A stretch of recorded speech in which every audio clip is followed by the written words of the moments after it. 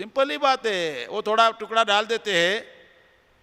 अगर जिस देश में नक्सलाइट बेल्ट में रेलवे ट्रेन जाना अगर बंद कर देती हो भारत सरकार, वहाँ टाटा की हजारों ट्रक कंपनियां कैसे चलती है, बिरला की हजारों ट्रकें कैसे चलती है रात दिन? उनको पैसा दिया जाता है, आदिवासी पैसा लेकर हथियार खरीदता है, फिर पुलिस प्रशासन में आदिवासी लोगों को ही भर्ती करते हैं, वहां डेप्यूट करते हैं। अगर पुलिस वाला ने फायरिंग किया, नक्सलाइट मरा तो आदिवासी, और नक्सलाइट ने फायरिंग किया, पुलिस वाला मरा तो आदिवासी। भारत सरकार गेम कर रही है, आदिवासियों को कुचलने का भारत सरकार गेम कर रही है। मुसलमानों को कुचलने के लिए मुसलमानों को आतंकवादी बनाया जाता है। अरे इस देश में सबसे आतंक तो सरकार का आतंक है। अभी इंडिया टुडे में आया था, जेल में ज्यादा बाहर कम। मुसलमानों के संदर्भ में आया था, जेल में ज्यादा है बाहर कम है। बगैर पूछे डालकर अंदर कर देते, वेरिफिकेशन करने में 10-15 साल निकल जाता है। जिस लड़के को अंदर डाल दिया 25-30 साल में, 40 साल 45 साल के बाद बाहर निकलेगा, क्या हो गया उसकी जिंदगी का? क्या हुआ उसका जिंदगी? उसकी जिंदगी बर्बाद हो गई। और उसको देखकर दूसरे लोग भी डरते हैं। सही बात भी नहीं उठाना चाहिए डर की वजह से। डर की वजह से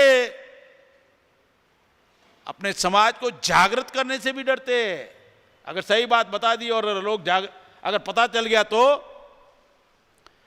आदिवासियों को खत्म कर रहे, मुसलमानों को खत्म कर रहे, और थोड़े लोग बच गए तो भुखमरी से खत्म कर रहे। 1947 में 18 करोड़ गरीबी रेखा के नीचे थे, बिलो पॉवर्टी लाइन के नीचे। 18 का 17 नहीं हुआ, 83 करोड़ हो गया। 83 करोड़ हो गया। कितना गुना बढ़ा आप इमेज कर लो। और अभी अर्जुन सेन गुप्ता का रिपोर्ट आया कि 29 करोड़ की इनकम 6 रुपया है डेली, महीने का 180। 26 करोड़ की इनकम 11 रुपया है, महीने का 330। 28 करोड़ की इनकम 20 रुपया है, महीने का 600। 12 महीने का मैक्सिमम 7,200, मैक्सिमम 83 करोड़ का 7,200। और भारत का अगर चुनाव भी लड़ना है आपको कहीं तो 10,000 डिपॉजिट भरना पड़ता है। आप डिपॉजिट भरने लायक नहीं रहे, चुनाव जीतने की तो बात बहुत दूर की है। आप लोकतंत्र के दायरे से आउट कर दिए गए हैं। लोकतंत्र के दायरे से आउट कर दिए गए। लोकतंत्र है किसका फिर? 29 करोड़ भुखमरी के शिकार है, 15 करोड़ बेरोजगार है, 12 करोड़ झोपड़पट्टी में रहते हैं। ये सिचुएशन है वर्तमान में। 22% लोग वो पैसा लेकर वोट देते हैं। कांग्रेस और बीजेपी ने क्या किया? हम हमारे समाज की हालत इतनी बदतर कर दी कि हम 15 रुपया किलो चावल खरीदने लायक नहीं रहे। उन्होंने वहां तक पहुंचा दिया हमको, चावल खरीदने लायक नहीं रहे हम।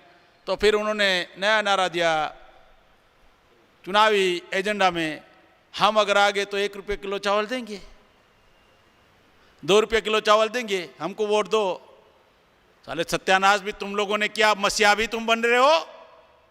सत्यानाश भी तुम लोगों ने किया और मसीहा का दावा भी तुम लोग कर रहे। हमको आपकी कितनी फिक्र है? मतलब हम आपको केवल 2 वक्त का खाना देंगे, लेकिन राज करने का अधिकार हमको दो। हम लोग आपको 2 वक्त का खाना देंगे, लेकिन राज करने का हमको अधिकार दो। ये जो सिचुएशन उन्होंने भारत में पैदा की, भुखमरी की,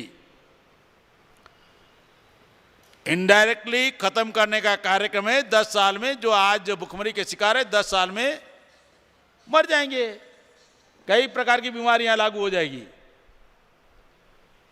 आतंकवाद के नाम पर मुसलमानों का सफाया हो रहा है, नक्सलाइट ग्रीन हंट के नाम पर आदिवासियों का सफाया हो रहा है, भुखमरी के नाम पर SC ST BC का सफाया हो रहा है। इनडायरेक्टली आपको जनरेशन को खत्म करने का कार्यक्रम चल रहा है।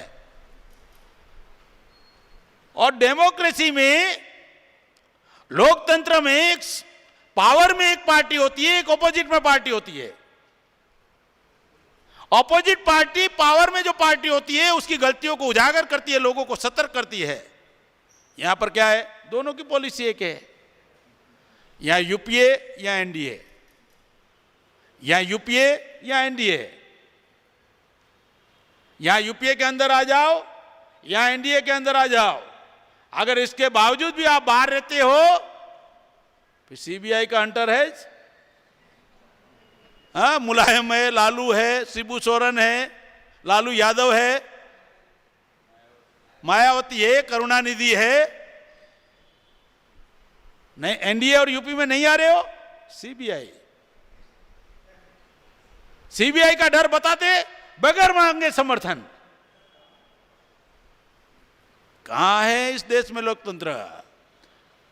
कांग्रेस की भी वही पॉलिसी थी, सर्विसेज का सारा गवर्नमेंट डिपार्टमेंटों का प्राइवेटाइजेशन कर दो, एजुकेशन का कमर्शियलाइजेशन कर दो। मैं गांव देहात का रहने वाला आदमी हूं, मुझे 25-30 साल 40 साल पहले देखा, अनपढ़ माँ बाप मजदूरी कर कर अपने बच्चे को डॉक्टर इंजीनियर बनाया। आज पॉसिबल है, एक अनएजुकेटेड आदमी, लेबर आदमी सपना देख सकता है मेरा बच्चा डॉक्टर बने? 40 साल पहले हुआ। उन्होंने एजुकेशन का इतना कमर्शियलाइजेशन कर दिया, आने वाले समय में 40-50 लाख। उन लोगों ने सोच लिया अभी समाज में से कोई इंटेलेक्चुअल वर्ग निर्माण नहीं होना चाहिए, एजुकेशन से वंचित करने का कार्यक्रम शुरू कर दिया। रिजर्वेशन का नॉन इंप्लीमेंटेशन, क्रीमिलियर, जाति जनगणना के मुद्दे पर ना कांग्रेस बोल रही है ना बीजेपी बोल रही है। जाति जनगणना आने से ही पता चल जाएगा 3% ब्राह्मणों का भारत पर कितना कब्जा है। मतलब कांग्रेस की भी वही पॉलिसी यूपीए की, एनडीए आई वही पॉलिसी, फिर यूपीए आई वही पॉलिसी। नितिन गडकरी के ऊपर भ्रष्टाचार का आरोप लगा और उसी पीरियड में बीजेपी ने आरोप लगाया रॉबर्ट वाड्रा के ऊपर। एक दिन टीवी पर आया, दूसरे दिन दोनों में समझौता हो गया, तुम भी चुप हम भी चुप, तेरी भी चुप मेरी भी चुप। मतलब इस देश में डेमोक्रेसी का है, बाइपोलर सिस्टम। विरोध में भी, सत्ता में भी ब्राह्मण है, विरोध में भी ब्राह्मण है,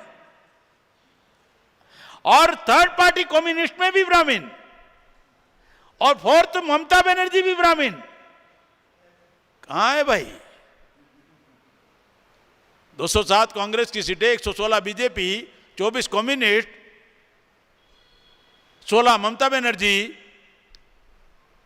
चार पार्टी ब्राह्मणों की, 366 सीटें ब्राह्मणों की पार्टियों के नियंत्रण में है। इस देश में कोई बनिए की पार्टी राष्ट्रीय स्तर पर कामयाब हुई दिखाई दे रही है? कोई राष्ट्रीय स्तर पर कोई पार्टी नहीं। क्षत्रिय की पार्टी नहीं, अमर सिंह ने बनाया था, अमर हो गया। मुसलमानों की राष्ट्रीय स्तर पर कोई पार्टी नहीं, राष्ट्रीय स्तर पर मुसलमानों की एक पार्टी कोई नहीं है, छोटी छोटी पार्टियां बहुत सारी होगी।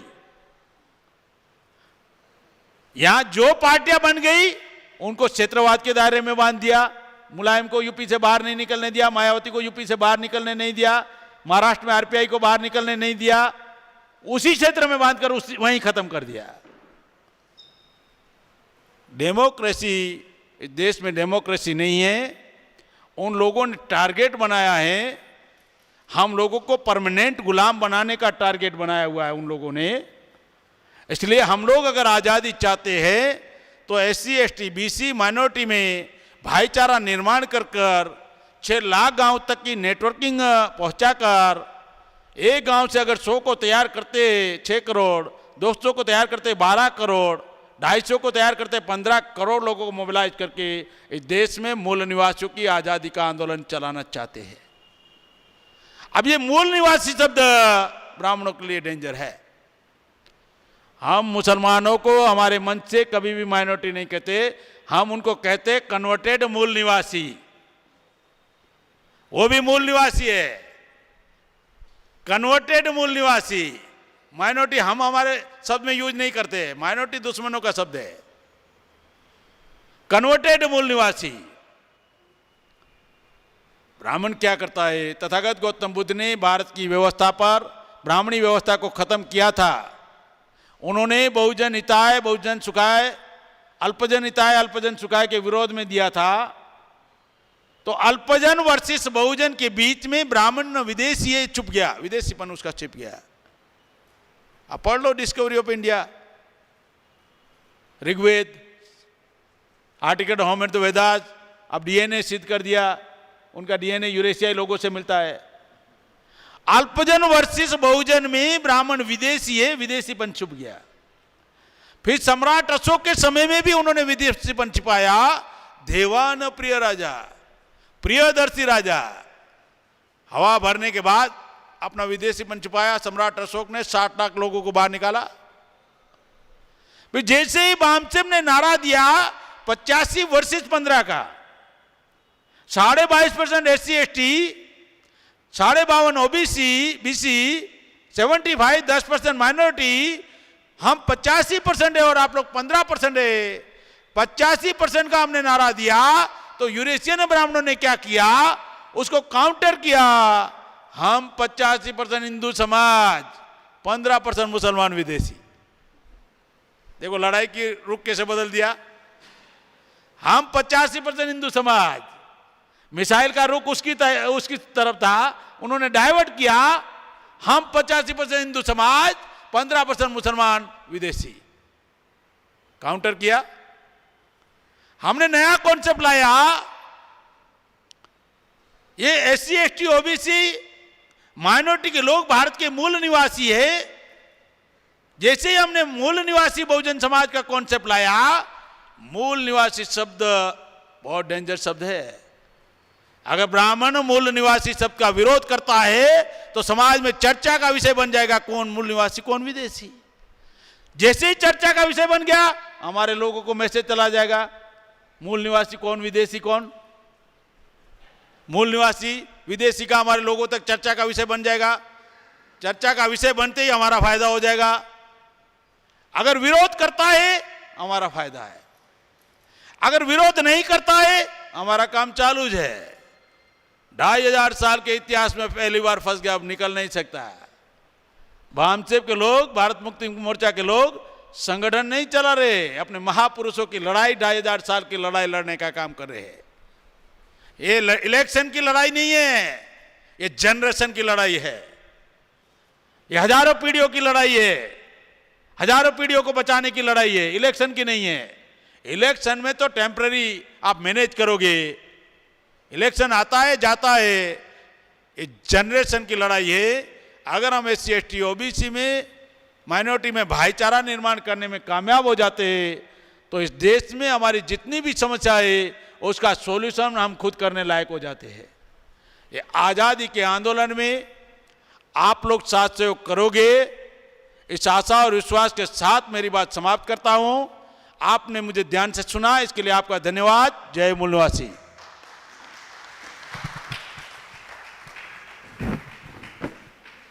Thank you Matang sir.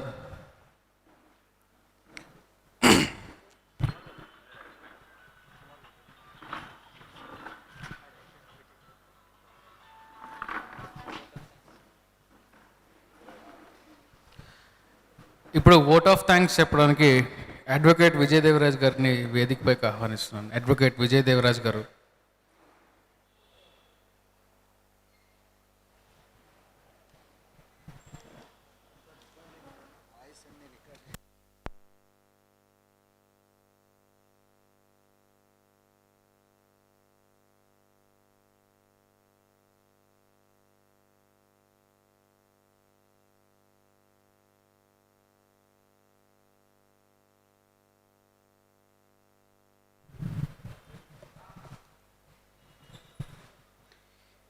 ఈనాటి బామ్సెప్ అండ్ భారత్ ముక్తి మోర్చా స్టేట్ కన్వెన్షన్కి విచ్చేసినటువంటి సోదరిమణులకు, అలాగే సభా వేదిక పైన ఆసీనులైనటువంటి మాతంగార్, జేబీ రాజు గారు, వాన్కర్ గారు, అలాగే మైనారిటీ పెద్దలకి, మిగతా మైనారిటీ సోదర సోదరీమణులకి, రకరకాల జిల్లాల నుంచి వచ్చేసినటువంటి అందరి బహుజన మిత్రులకు ఈ యొక్క మన బహుజన హితాయ బహుజన సుఖాయ అనే అంశం పైన మార్నింగ్ నుంచి ఇప్పటి వరకు మీ యొక్క అమూల్యమైన సమయాన్ని వెచ్చించి మనము చేయాల్సిన కార్యక్రమాన్ని మన యొక్క పెద్దల అడుగుజాడల్లో, మన మహాపురుషుల అడుగుజాడల్లో మనం ఏ రకంగా ప్రయాణం చేయాలని పెద్దలు ఎంతో చక్కగా వివరించారు. వారి ఆశయాలు మనం సాగించాలి. వారి ఆశయాలు సాధించే వరకు మనం విశ్రమించకుండా పోరాడాలని మీ అందరికీ కోరుతూ ఈ యొక్క సమావేశాన్ని ముగిస్తున్నాం. జై మూల్ నివాస్.